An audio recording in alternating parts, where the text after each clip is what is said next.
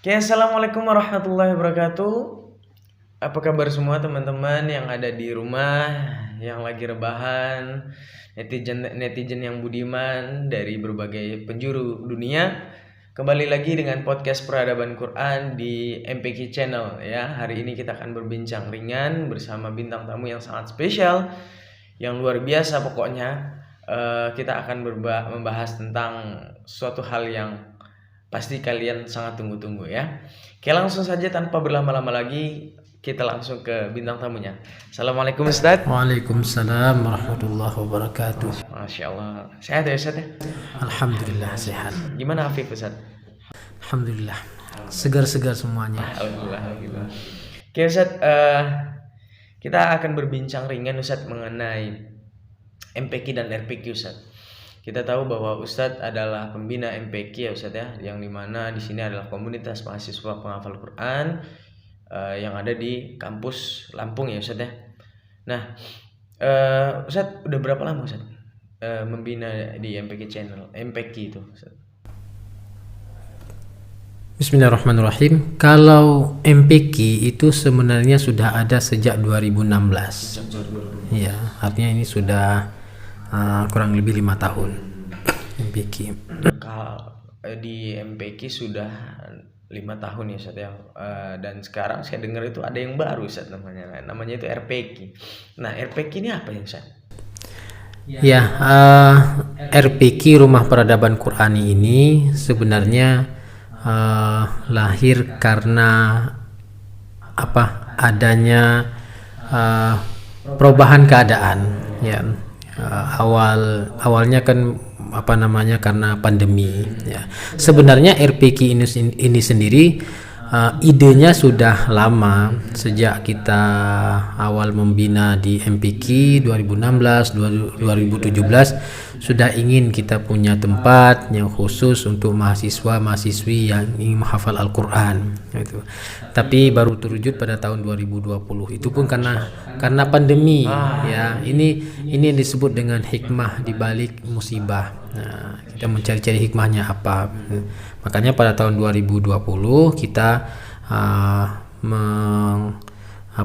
merintis Rumah Peradaban Quran ini yang kita peruntukkan untuk para mahasiswa mahasiswi yang ingin menghafal Al-Quran, ingin lebih fokus dalam menghafal Al-Quran. Kalau MPQ kan dia mahasiswa penghafal Al-Quran dari berbagai kampus, tapi mereka tidak diasramakan. Nah, kalau RPQ ini diasramakan. Nah, itu. Jadi untuk bedanya itu adalah RPQ ini lebih menyediakan asrama ya Ustaz? Ya, kita menyediakan fasilitas untuk mahasiswa-mahasiswi yang ingin menghafal Al-Quran agar mereka fokus dalam menghafal dan juga tidak boleh meninggalkan akademik tentunya. Kalau boleh tahu nih Ustaz, asramanya kan ada Ustaz ya. Nah, kalau boleh tahu di mana tempatnya Ustaz? Asrama ada di Jalan Pramuka.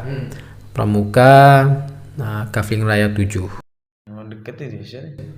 Makanya kita cari memang tempat yang akses ke kampus, ke semua kampus itu mudah. Nah, kan asrama kita ini dekat dengan Malahayati, dekat dengan Unila, Darul Fatah, ya, dekat dengan Polinela, Poltekkes.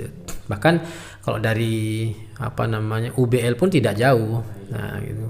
Makanya karena yang kita harapkan adalah para mahasiswa yang ingin menghafal Al-Quran itu, maka kita mencari tempat yang mudah diakses oleh mereka itu, sehingga ketika mereka kuliah tidak terlalu jauh. Dan paling dekat di sini adalah PTAM, Perguruan Tinggi Al-Madani, itu jalan kaki juga sampai itu. Oke, berarti RPQ ini kurang lebih menuju 1 tahun ya Ustaz ya berdirinya ya Ustaz ya? Ya, awal berdiri sebenarnya kita sudah mengidekan RPQ ini sejak Ramadan tahun lalu. Ya, itu kita sudah merancang, sudah mencari-cari tempat yang strategis gitu. Dan resminya itu pada tanggal 25 Agustus 2020. Dan sebenarnya mahasiswa sudah masuk terlebih dahulu ke sini. Maksudnya ini resmi secara hukum ya. Nah, kalau boleh tahu nih Ustaz, kalau di MPQ ini kan ada visi misi Ustaz. Nah, kalau di RPQ ini gimana Ustaz? Sama, ya setiap lembaga kan ada visi dan misinya. Kalau di MPQ kita karena ini adalah untuk para mahasiswa, untuk akademisi, maka visi kita adalah akademisi hafiz Quran berkarakter dan bermartabat. Jadi dengan visi ini kita berharap bisa mewujudkan para hafiz dari akademisi, apapun latar belakang pendidikan mereka, apakah mereka memiliki latar pendidikan umum, sains atau agama dan lain sebagainya, mereka bisa menghafal Al-Quran. Tentu orang yang menghafal Al-Quran itu harus memiliki karakter yang baik, gitu.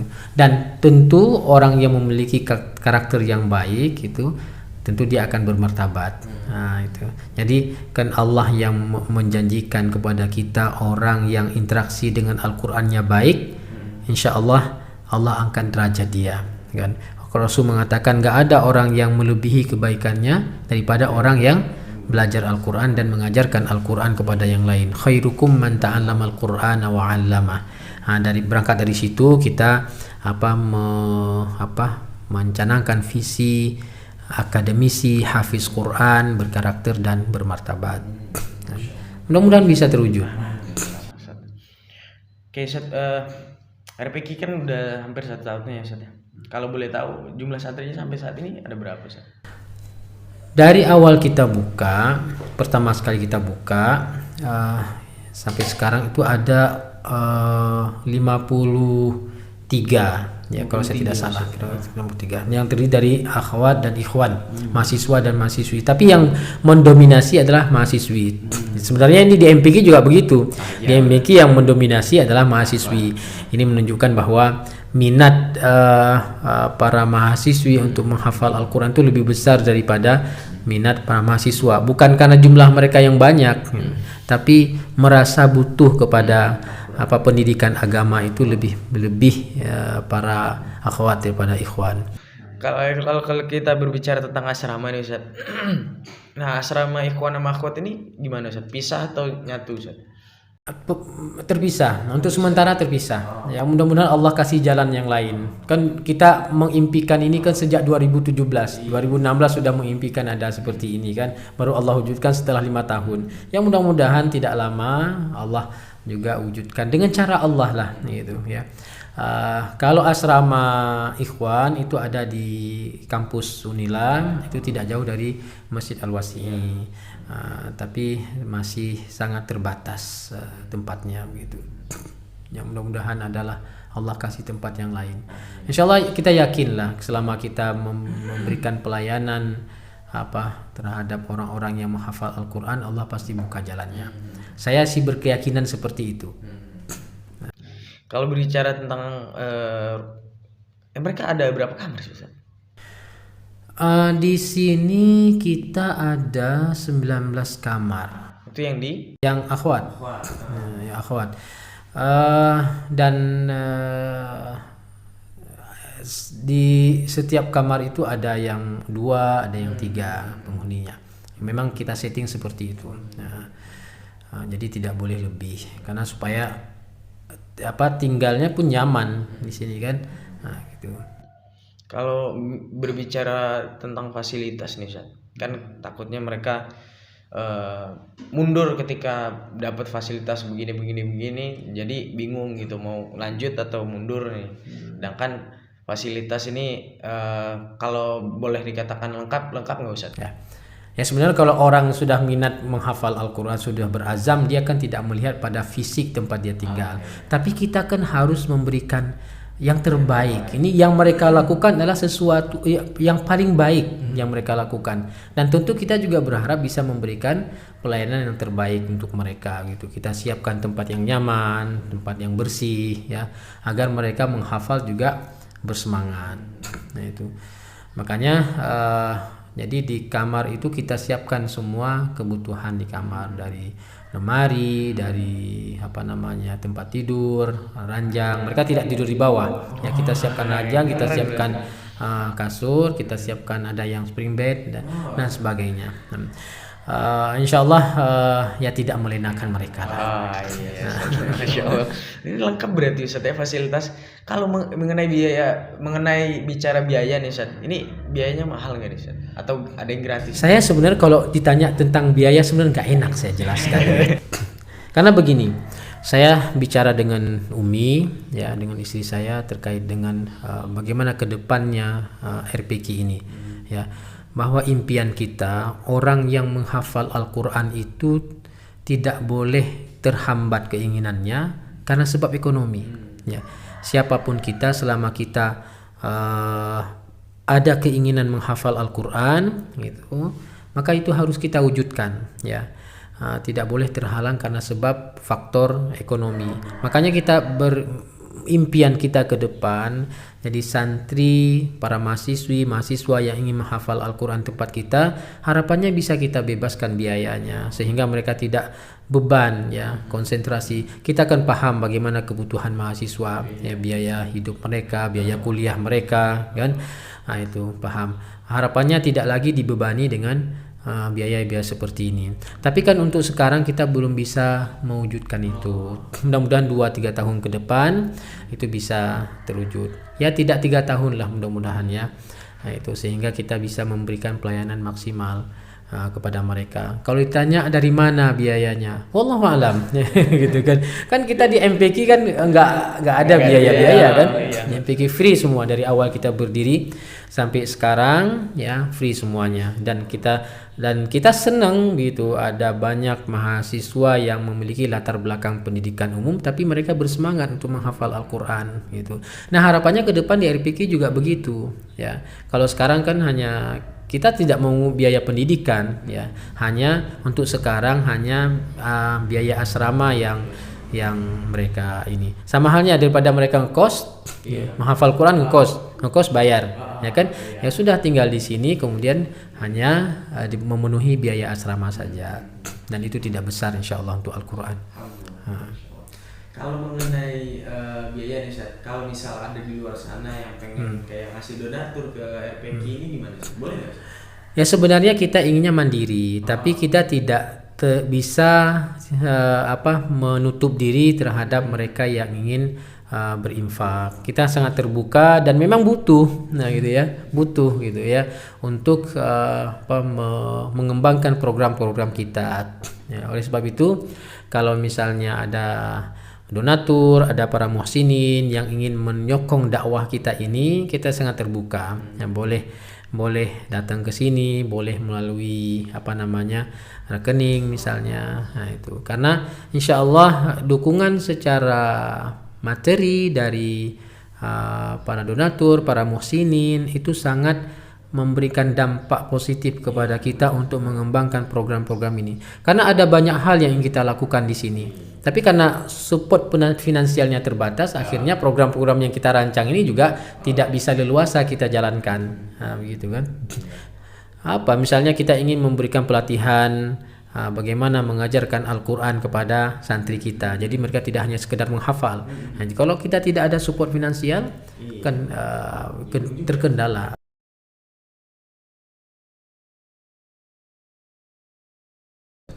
Ada banyak program yang kita buat di sini dan kesemuanya itu untuk menunjang program menghafal. Karena fokus kita adalah menghafal Al-Quran. Di antaranya misalnya kita buat sebelum santri kita menghafal, masuk ke sini sebelum menghafal, itu ada proses yang harus mereka lalui terlebih dahulu. Proses tahsin bacaan. Tahsin tilawah, perbaikan bacaan. Jadi kita tidak mengizinkan santri kita menghafal Al-Quran dengan bacaan yang salah-salah. Oleh sebab itu kita buat program tahsin. Nah, program tahsin ini ada yang sifatnya bersama, ada yang sifatnya fardi sendiri. Kalau sifatnya fardi sendiri, mereka talaki sebelum menghafal. Jadi misalnya mereka ingin hafal halaman 5, itu talaki dulu, baca dulu, kemudian didengar oleh pembimbing terlebih dahulu.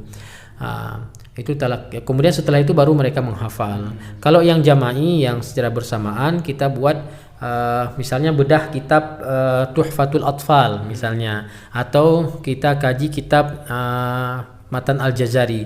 Ini penting bagi para penghafal Al-Quran karena ini dasar yang harus dimiliki oleh semua penghafal Al-Quran.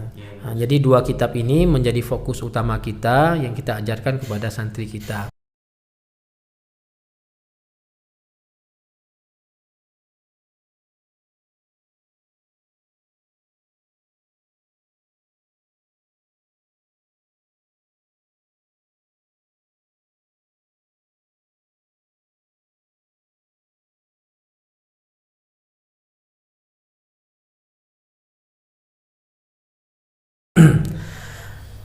Sebenarnya standar orang menghafal Al-Quran itu 2 sampai 3 tahun.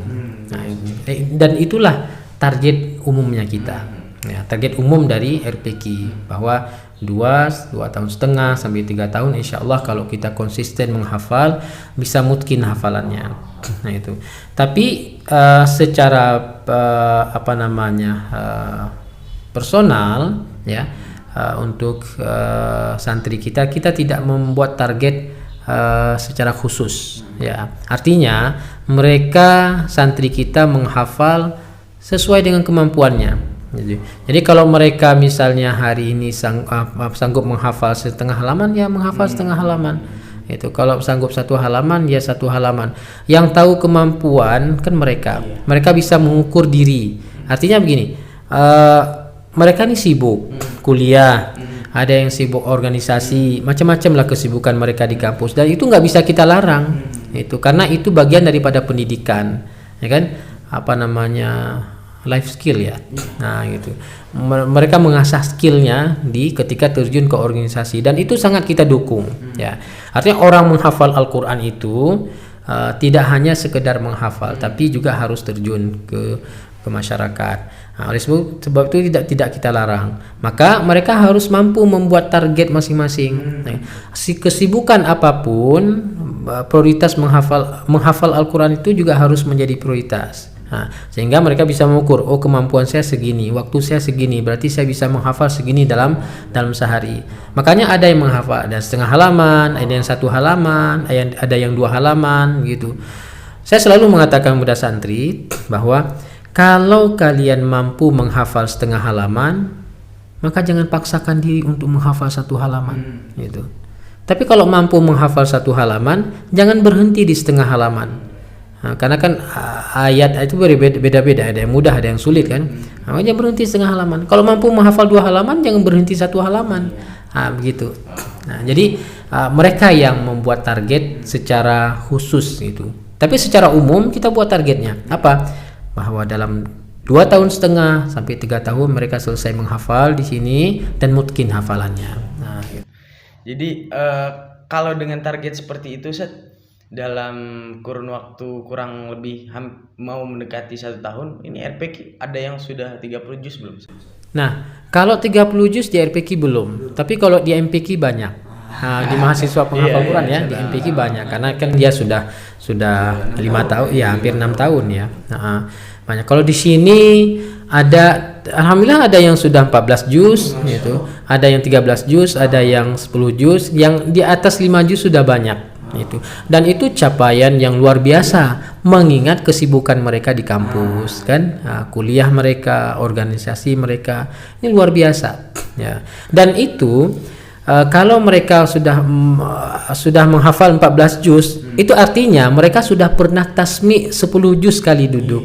Nah, di sini begitu. Jadi aturan di sini kalau misalnya santri sudah hafal 1 juz, dia nggak bisa melangkah juz kedua sebelum dia tasmi' 1 juz itu. Kalau santri sudah menghafal 5 juz, maka dia tidak boleh langkah ke juz ke-6 sebelum dia melewati tasmi' 5 juz sekaligus. Artinya kalau dia hafal 10 juz, maka dia harus tasmi' dulu 10 juz baru boleh ke juz ke-11. Maka mereka yang sudah hafal 14 juz ini sudah dipastikan mereka sudah pernah tasmi' 10 juz sekaligus. Nah, kita tunggu kalau udah selesai juz 15, juz yang ke-15, maka kita minta tasmi' 15 juz sekaligus. Nah, berarti insya Allah terjaga lah ya Ustaz ya. Tujuannya ke sana agar hafalan itu tetap terjaga. Jadi hafalan itu sesering kita ulang, maka sekuat itu hafalannya. Nah, itu. Yang saya bingung ini gini Ustaz. Mereka kan kuliah, mereka punya organisasi itu gimana cara ngafal mereka tetap bisa ngafal kemudian murojaah, sedangkan kayak orang-orang pondok ketika keluar pondok itu punya kesibukan kuliah itu mereka bingung untuk murojaah. Ini gimana Ustaz? Kalau itu ditanya ke saya juga bingung sebenarnya. Ya. Kenapa bingung? Karena yang mengalami kan mereka. Nah, kita hanya di sini mengarahkan, membimbing gitu. Jadi saya juga membaca-baca begitu ya. Kapan mereka menghafal? Kapan mereka murojaah? Itu. Padahal dari pagi sampai sore, bahkan ada sampai malam mereka ada jam kuliah, ya kan? Tapi setiap hari mereka bisa setoran hafal minimal satu halaman. Ada yang satu halaman, ada yang setengah halaman, gitu. Jadi yang memanage waktu itu mereka. Makanya kita punya apa namanya prinsip begini. Hanya orang yang sibuk yang bisa menghafal Al-Quran. Gitu. Kenapa? Kalau orang nganggur itu nggak bisa menghafal Quran. Kenapa itu? Karena orang sibuk itu yang kalau dia sibuk artinya dia mampu memanage waktu. Ya, mampu memanage waktu, kapan saya harus kerja ini, kapan saya harus kerja ini, kapan saya harus menghafal, kapan saya harus murojaah. Itu orang sibuk. Tapi kalau orang nganggur, ya dia merasa waktunya luang, nanti aja. Pasti dia nggak bisa menghafal Al-Quran. Makanya mahasiswa di tengah kesibukan akademik mereka, organisasi mereka, kita yakinkan mereka bahwa mereka bisa menghafal Al-Quran. Artinya siapapun kita, apapun latar belakang pendidikan kita, apapun profesi kita, apakah kita sebagai guru, sebagai dosen, sebagai pekerja, sebagai pedagang, selama kita mau meluangkan waktu untuk menghafal Al-Quran, memanage waktu kita untuk menghafal Al-Quran, pasti bisa. Nah, itu. Maka tidak heran banyak mahasiswa yang bisa menghafal Al-Quran meskipun dia tidak belajar di pesantren. Nah, begitu. Ini kalau boleh tahu nih, kan mereka punya kegiatan di kampus, kemudian organisasi. Kalau di kegiatan RPQ, di santri RPQ ini gimana, Ustaz? Ada nggak kegiatan? Ada kegiatannya, ada banyak kegiatan sebenarnya. Tapi pada prinsipnya kita fleksibel di sini. Artinya mahasiswi di sini kita berikan kebebasan untuk berinovasi, mengadakan kegiatan-kegiatan. Nah, itu selain karena juga mereka ada kesibukan di kampus kan, ada tanggung jawab organisasi di kampus mereka. Itu. Tapi di sini tetap kita adakan kegiatan-kegiatan yang kesemuanya menunjang mereka untuk menghafal, menjaga hafalan. Oke, Ustaz, kalau misal nanti nih Ustaz, aku mau cek fasilitas atau tempat di RPQ ini boleh nggak Ustaz? Kita videoin gitu. Boleh, silakan. Boleh, Ustaz, ya. Oke, nanti mungkin di next video ya. Oke, kalau aku dengar Ustaz, kemarin kan Unila ngadain lomba Ustaz. Lomba MTQ dan MHQ. Itu RPQ ngirim nggak Ustaz? Ya, MPQ ngirim, RPQ juga ngirim gitu. Mungkin pesertanya juga banyak dari MPQ ya.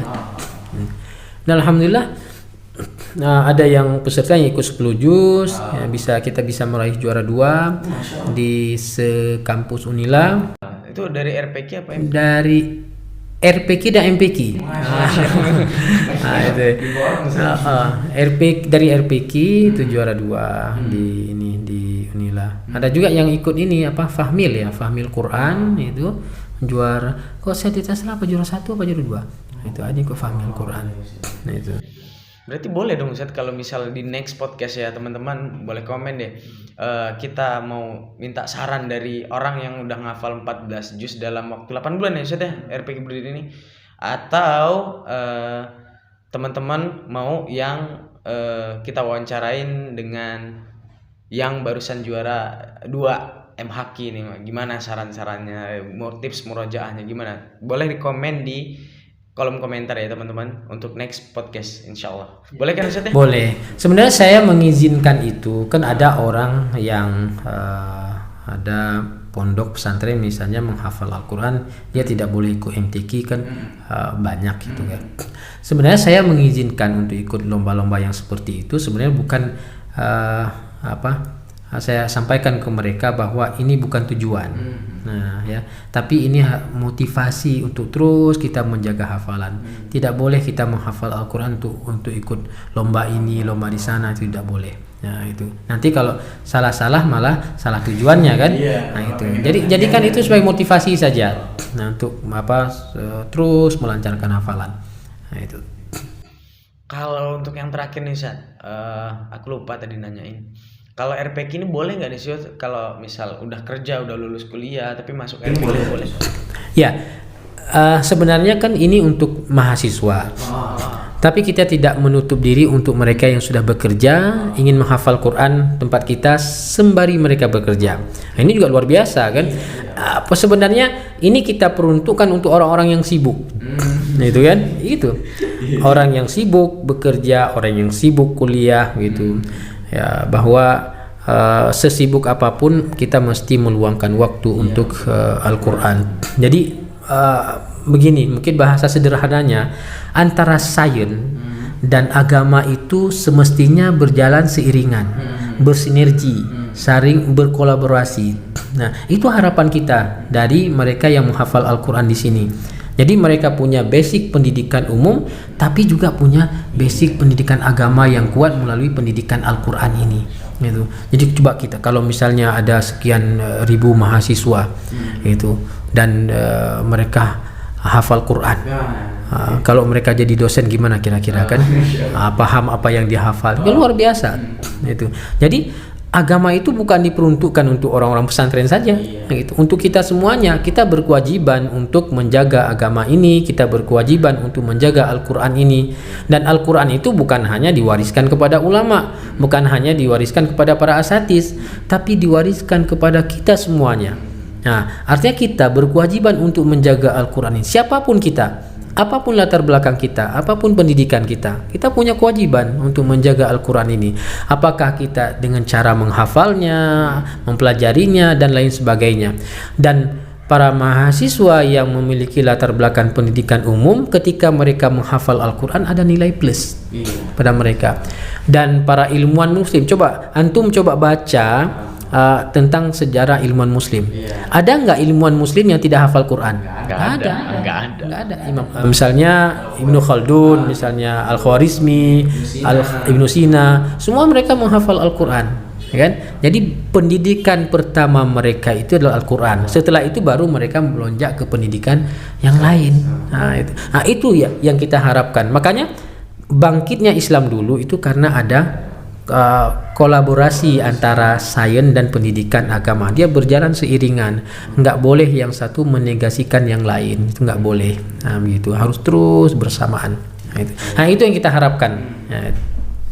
Ya, kepada para muhsinin ya yang di luar sana yang diberikan rezeki lebih, di sini insya Allah semi-semi pondok yang insya Allah akan mencetak generasi yang lebih baik ya, kembali untuk menciptakan kebangkitan umat Islam melalui Quran ya.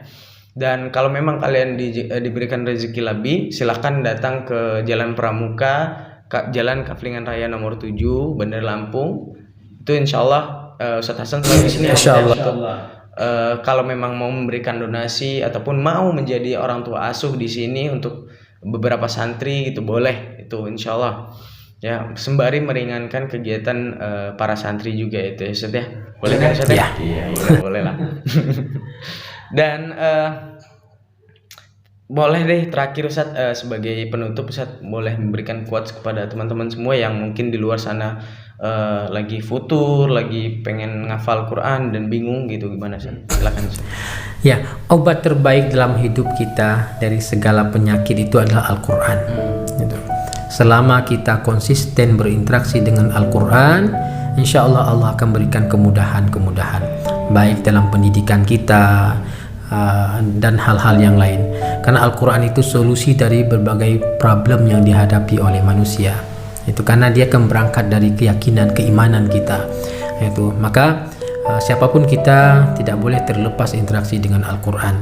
Tidak boleh dalam satu hari seorang muslim itu tidak membaca Al-Quran. Nah, itu. Kemudian untuk para penghafal Al-Quran ya, bahwa menghafal itu bukan hanya sekedar menghafal. Menghafal itu adalah memuja hafalan kita.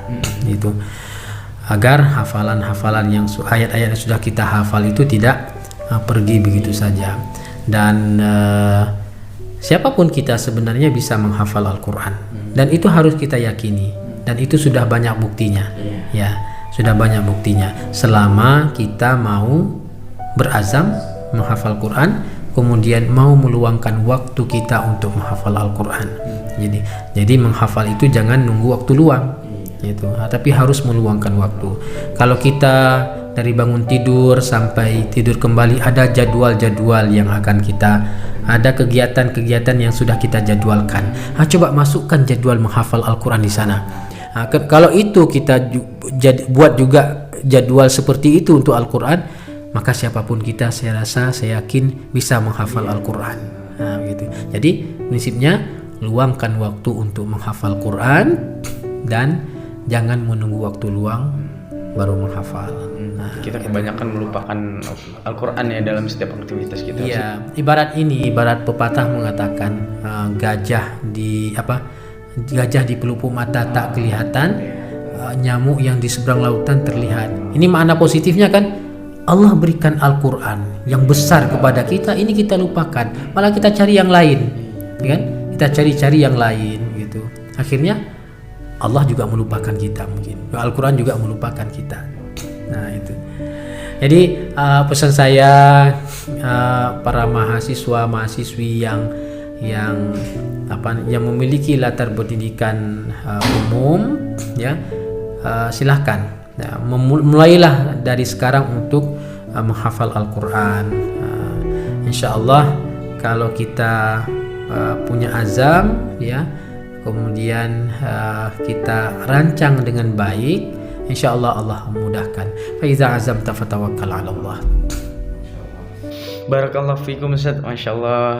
Jadi seperti itu teman-teman, kita berbincang ringan mengenai RPQ. Insya Allah di next podcast kita akan membahas ya antara yang sudah menghafal 14 juz di dalam 8 bulan, ini luar biasa, sangat luar biasa menurut saya, atau yang sudah juara 2 dalam lomba MHQ. Ini kita minta tipsnya deh dari mereka itu ya, Masya Allah. Dan kemudian insya Allah di next video juga nanti kita akan cek gimana alokasi RPQ ini, fasilitasnya yang didapat ini, Masya Allah ya. Oke, mungkin itu saja Ustaz yang bisa kita bincangkan, insya Allah di next pertemuan ya Ustaz. Terima kasih sudah diundang. Sama-sama Ustaz. Oke, jadi teman-teman, barang siapa lagi, kalau kalian bingung untuk mencari tempat menghafal Quran, ya, pengen ke pondok tapi takut nggak bisa kuliah, ya di sini tempat yang paling tepat insya Allah ya. Ada MPQ, ada RPQ insya Allah. Kalau masih tetap mau ngekos, ya silahkan gabung di MPQ. Tapi kalau mau di lingkungan yang insya Allah lebih baik, berkumpul dengan orang-orang yang soleh dan solehah, insya Allah di RPQ ini tempat yang paling tepat insya Allah. Oke, untuk teman-teman semua jangan lupa subscribe, like, comment, dan share karena itu penting bagi perkembangan channel ini insya Allah. Sampai ketemu di next podcast berikutnya. Barakallahu fikum jami'an.